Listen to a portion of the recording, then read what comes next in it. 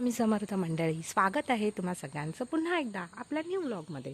मंडळी, सकाळी सकाळी ना असं छान पाऊस पडून गेल्यानंतर आजूबाजूला जर तुमच्या झाडं असतील ना, तर इतकं वातावरण छान थंड आणि प्रसन्न वाटायला लागतं. ही सगळी झाडं जी आहेत ना, ती माझ्या पप्पांनी लावलेली आहेत. आणि पप्पा आणि भाऊ दोघंच जण घरी असतात, त्यामुळे पप्पा या झाडांनासुद्धा आपल्या मुलांप्रमाणेच प्रेम करतात. म्हणजे एवढं ते त्या झाडामध्येच असतात, आपलं मन रमवतात, आपला वेळ घालवतात. आणि इथे आमची ही विहीर आहे. माझ्या आईने ती बांधून घेतली होती विहीर. तिला असं पाणी खूप लागायचं, स्वच्छतेचं खूप प्रेम होतं तिला. आणि त्यामुळे कायम ती, तुम्ही कधी घरी आलात म्हणजे ती असताना, तर ती कायम तुम्हाला कामच करताना दिसणार अशी होती. त्यामुळे तिने जेव्हा आम्ही घर हे बांधलं त्यावेळी लगेच ही विहीर बांधून घेतली होती. आणि अशी छान आजूबाजूला आम्ही अशी झाडं लावलेली आहे. सगळं आईने करून घेतलं होतं. म्हणजे तिची खूप हौस होती घराच्या बाबतीत. तिचं स्वप्न होतं घर म्हणजे. आणि ते सगळं पूर्ण झालं आणि तीच नाही आहे असं वाटतं आहे. आणि एक फूल फुललं आहे, बाप्पासाठी काढूया.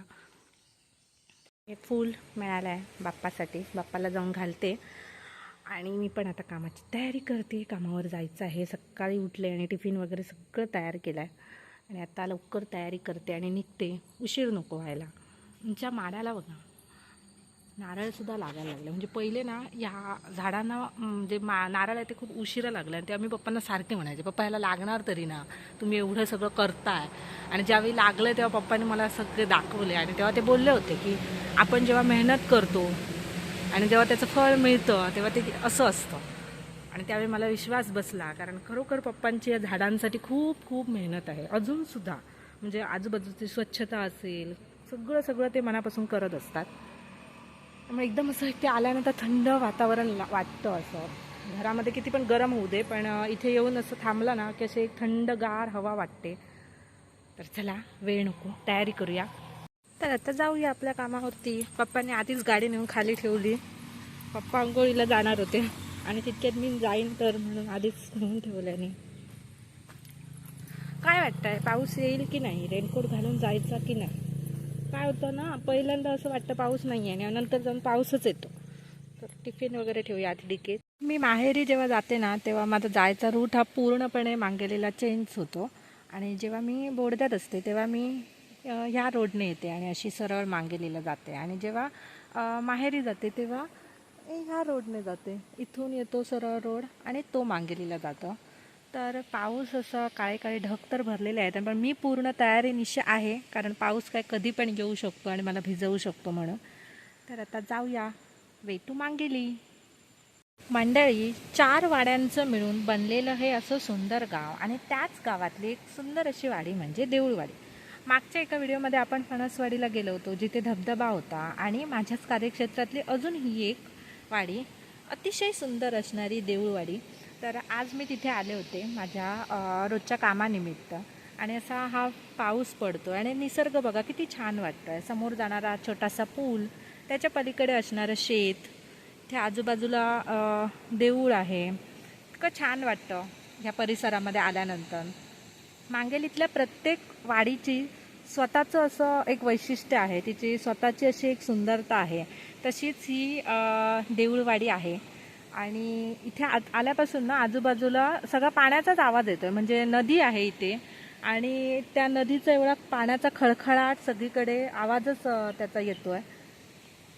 तर अशी ही छान, आणि ही अशी डोंगरावरती घरं, ह्याच्यासुद्धा वरती अशी लोकांची घरं आहे. म्हणजे या साईडला पूर्ण डोंगर आहे आणि डोंगरावरती सुद्धा लोकांची स्लॅबची मोठी मोठी घरं आहेत. म्हणजे जेव्हा मी फर्स्ट टाईम इथे जॉईन झालं तेव्हा मी इथे आले होते ना, तेव्हा माझा हाच प्रश्न होता की एवढ्यावरती लोकांनी सामान वगैरे कसं नेलं, असं मला वाटत होतं. तर फिरती करताना थोडीशी कठीण जाते ही वाडी, पण खरोखर सुंदर वाडी आहे. पूर्वी ना मंडळी इथे असा डांबरी रोड होता पूर्ण, आणि मध्यंतरी रस्त्याचं काम चालू होतं म्हणून पूर्ण रस्ता इथला खराब झाला होता. म्हणजे इथे येणंच आम्हाला मुश्किल होत होतं. गाड्या वगैरे जात नव्हत्या. बससुद्धा कुसगेवाडीतूनच परतून जायची, त्यामुळे इथे येताना चालत वगैरे यावं लागायचं. म्हणजे खूप स्ट्रगल करावा लागायचा. आणि आताच हा जस्ट नवीन रस्ता झालेला आहे, 2-3 महिने झाले, 2च महिने झाले असतील, आणि आता हा सुरू झाला आहे. तर अशा पद्धतीने हा छान रस्ता केलेला आहे. आता बघू कुसगेवाडीचा रस्ता कधी करतायत, कारण मेन उपकेंद्राकडे येतानाचा जो रस्ता आहे तो एवढा खराब झालेला आहे. आणि इथे सुद्धा बघा कसं धुकं दाटून आलेलं आहे.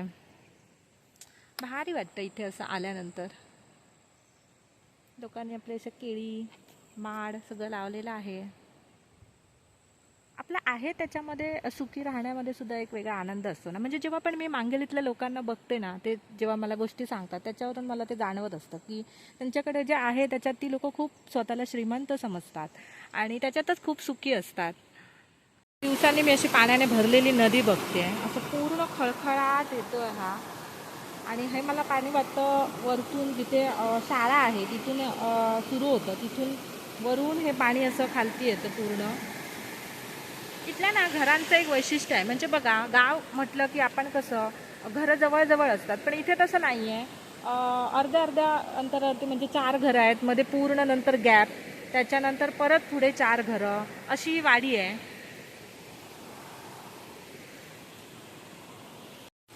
मंडळी पोचल्या तेवढ्या पावसाला सुरुवात झाली आणि समोर बघा किती छान वाटतं आहे निसर्ग. आज आमचा कॅम्प आहे, तर आम्ही ती कॅम्पची पण तयारी करतोय. बरे आहात ना? होय हो, कॅम्प आहे, या. हा BP शुगर तपासणे तुमचं सुटल्यानंतर या येताना. हा असणार आम्ही. हो, इथे टेबल लावतो ना.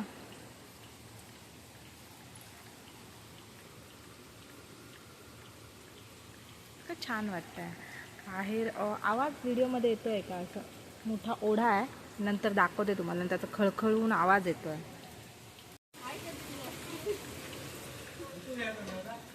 ए, रेनकोट मस्त दोघांचे. म्हणतात देऊळवाडी नाव कसं पडलं? देऊळ आहे म्हणून देऊळ. हा हा हा हा, इकडे चारळी वाड्यांचं.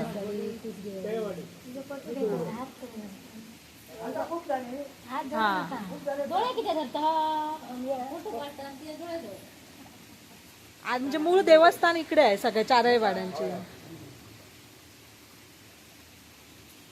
केलं आणि बरं वाटतं ना एकदम असं.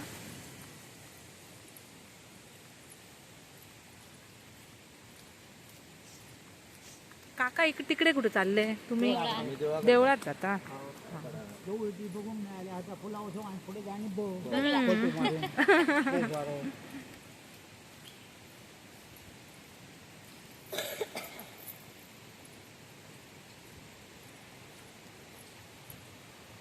इथे ना हे होळ वगैरे ते खूप आहे ना. ओहोळ म्हणजे आवाज सगळीकडे तोच येतो बघा. नदी आहे, नदी आहे.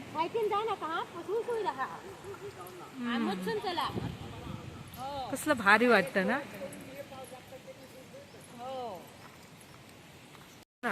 नदीला पाणी आहे.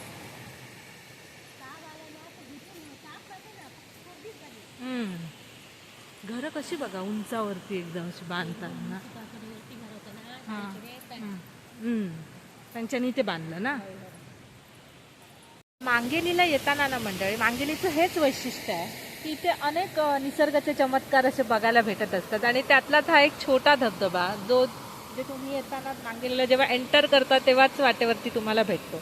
मागच्या वेळी फणसवाडीमध्ये आपण छोटे छोटे धबधबे बघितले होते, आणि हा जो धबधबा आहे तो तिथून वरून येतो आणि असा कोसळत तो खालती येतो. तर असे छोटे छोटे धबधबे वाटेत जातानाच बघायला भेटतात आपल्याला खूप सारे.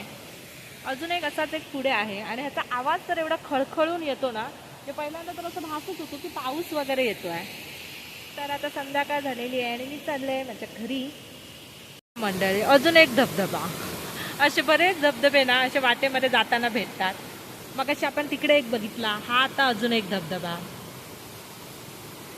कसलं भारी वाटतंय, एकदम दुधासारखं पाणी पडताना दिसतंय. दिवसा ढवळ्या दरवाजाच्या कड्या बिड्या लावून काय करतो हा माणूस? लाईट नाही काय हो? बोलण्यात नसली लाईट. त्या लोकांनी हात वरती करा. एक म्हणायच्या आधी हात वर करायचा ना, याला काय अर्थ आहे?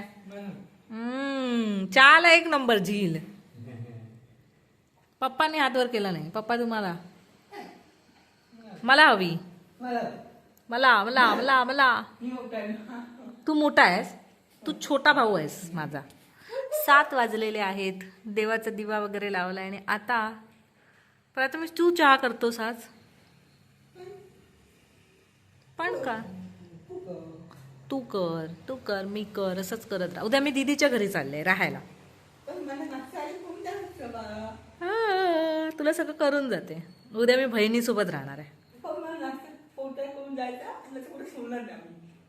काय सांगतो मोठ्या माणसासारखा.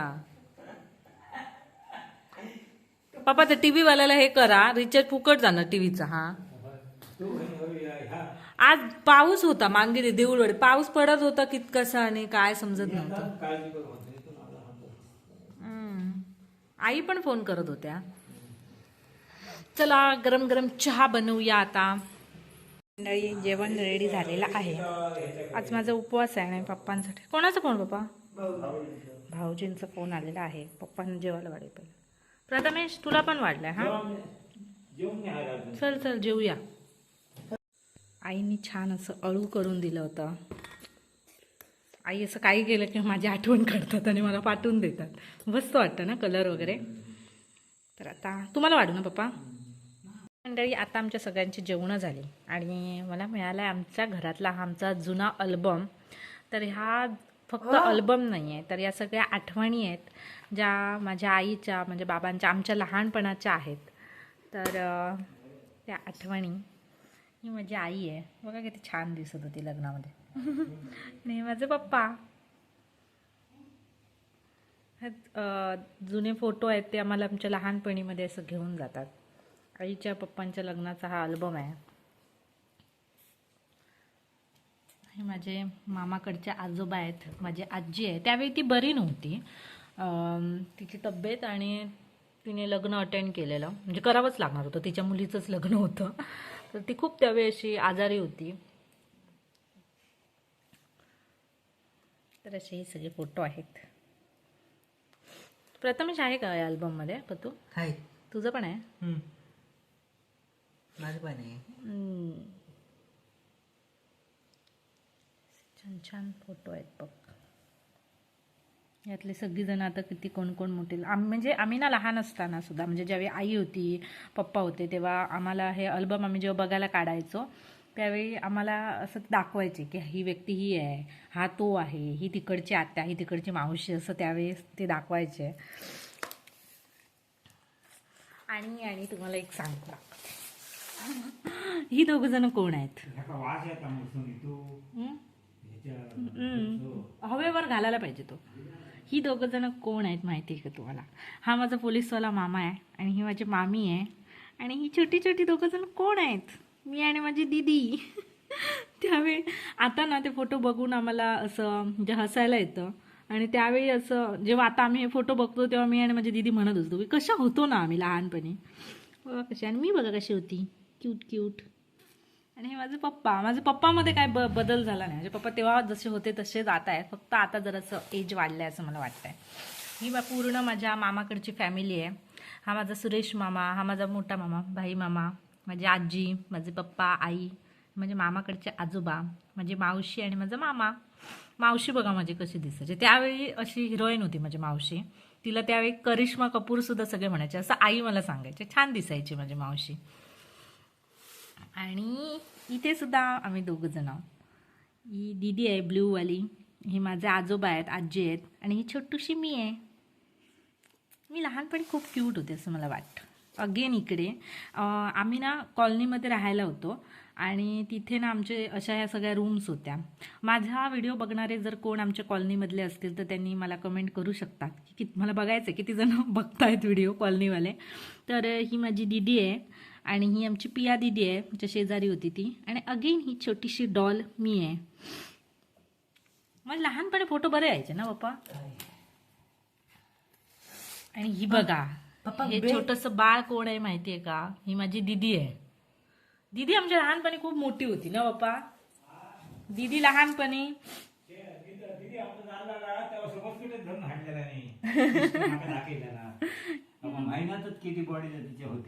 गुटगुटीत होती एकदम दीदी. आणि ही दोघं जण मी आणि माझी दीदी. दीदीला लहान असताना करुणा सदनमध्ये घातलं होतं. पण दीदी तिथे जायलाच तयार नाही, त्यामुळे नंतर तिला काढलं पप्पांनी आणि आईने आणि दुसऱ्या स्कूलमध्ये घातलं आणि हा मी दीदीचा युनिफॉर्म घातला होता. आणि ही मी आहे. माझी बावली लहानपणी एक होती, मी तिलाच सारखी घेऊन असायची. इकडे सुद्धा मी आणि माझी दीदी. आणि इथे सुद्धा ती दीदीची मानच कट झाली आहे. पण माझं ना असंच होतं, मी नेहमी दीदीला बघूनच सगळं करायचे. आणि इथे हा माझा मामा आहे, अगेन सुरेश मामा, जो आता आमच्यासोबत नाही आहे, पण तो सुद्धा या आठवणींमधून कायम आमच्यासोबत आहे. आणि ही मधला बावला आहे तो माझी दीदी आहे. आणि हा माझा पोलीसवाला मामा, माझा छोट्या मामा. ही बघा, लहानपणीच्या आठवणी किती भारी असतात ना. म्हणजे मला आता हे फोटोमधलं काय आठवत नाही आहे, फक्त मी त्या फोटोमध्ये बघून अशी बघते की मी अशी होती म्हणून. आणि हा कोण आहे? एक माणूस. हा आमचा प्रथमेश आहे. लहानपणी बघा किती क्यूट दिसायचा, एकदम मस्त. तो आमचा लहानपणी भारी होता ना, पोज पण फोटोला बरे दिलेले, एकदम भारी होता. आणि ही मी आणि माझे पप्पा, आमच्या तिघांमध्ये माझाच एकटीचा फोटो माझ्या पप्पांसोबत आहे ना पप्पा. पतूचा पण नाही आहे आणि दीदीचा पण नाही आहे.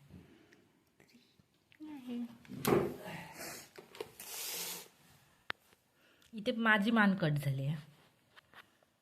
हे माझे मामाकडचे आजोबा आहे. आणि आई ना म्हणजे माहेरी येणार होते आपल्या, आणि आजोबा आहेत ना ते असे खळ्यामध्ये बसून आईची वाट बघत होते, आणि तेव्हा हा फोटो मामाने काढला होता. आणि ही इकडे मी आहे छोटूशी. प्रथमेश थांब ना. माझा मामा. हे छोटंसं बाळ कोण आहे? ही मी आहे. आणि ही माझी मामाकडची आजी आहे, आणि तिच्यासोबत ही छोटूशी सुद्धा मीच आहे. जे सगळ्यात फोटोमध्ये लहान मुलगी सगळ्यात दिसते ती मी आहे. आणि हे दीदीचे कॉलेजमधले सगळे फोटो आहेत तिच्या फ्रेंड्ससोबत.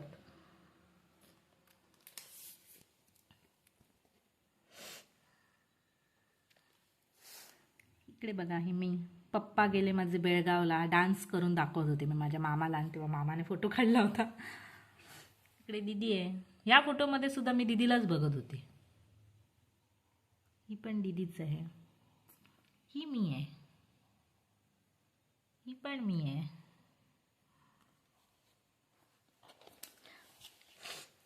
बाकी हे सगळे कॉलेजमधले वगैरे कुठचे फोटो आहेत आमचे. म्हणजे आजोबा आजी. इकडे मी आहे, ते दीदी आहे, दीदीचे फोटो आहेत. तर असा हा आमचा छानसा अल्बम आहे. ॲक्च्युली हा अल्बम नाही आहे, ह्या सगळ्या आठवणी आहेत. आणि जेव्हा पण हा अल्बम बघतो तेव्हा त्या विश्वामध्ये परत गेल्यासारखं वाटतं, ज्या विश्वामध्ये माझी आई आमच्यासोबत होती. आणि आतासुद्धा ती कायम आमच्यासोबत आहे असंच आम्हाला वाटत राहतं. असं घरातला असा कोणताच कोपरा नाही आहे की जिथे आईच्या आठवणी नाही आहेत प्रत्येक गोष्टीमध्ये. कारण असे मला असं माहीतच नाही आहे की असं कोणती गोष्ट आहे की जिथे माझ्या आईचा हात लागला नव्हता. प्रत्येक छोट्या छोट्या गोष्टीला तिने असं प्रेमाने सजवलेलं होतं. आणि आज तीच नाही आहे, ही असं वाईट वाटतं, पण ती नाही आहे असं आम्ही कधीच म्हणणार नाही. आणि माझी आई ना नेहमी असं म्हणायची की जेव्हा एखादं माणूस आपल्यामधून निघून जातं तेव्हा त्याची आठवण काढून असं रडायचं नसतं, कारण तो जिथे कुठे असतो तिथे त्याला त्रास होतो. त्यामुळे तसं तिची आठवण काढून रडणार नाही, पण ती गेली असं कधीच वाटत नाही. कारण आई आपल्याला सोडून, आपल्या मुलांना सोडून, आपल्या घराला सोडून कधीच कुठे जाऊ शकत नाही. ती अशाच आठवणींमधून आमच्यासोबत कायम आहे, हा माझा विश्वास आहे. आहे ना रे बतू? काय आई? हो, आई आमच्या कायम सोबत आहे. ह्याच आठवणी आहेत सगळ्या. आता सगळं आम्ही आता मोठे झालेलो आहोत. आणि मामाचं घर हे खूप आमच्या जवळचं होतं. म्हणजे मे महिना आला की आम्ही मामाच्या घरी जायला मिळेल वाट बघत बसायचो.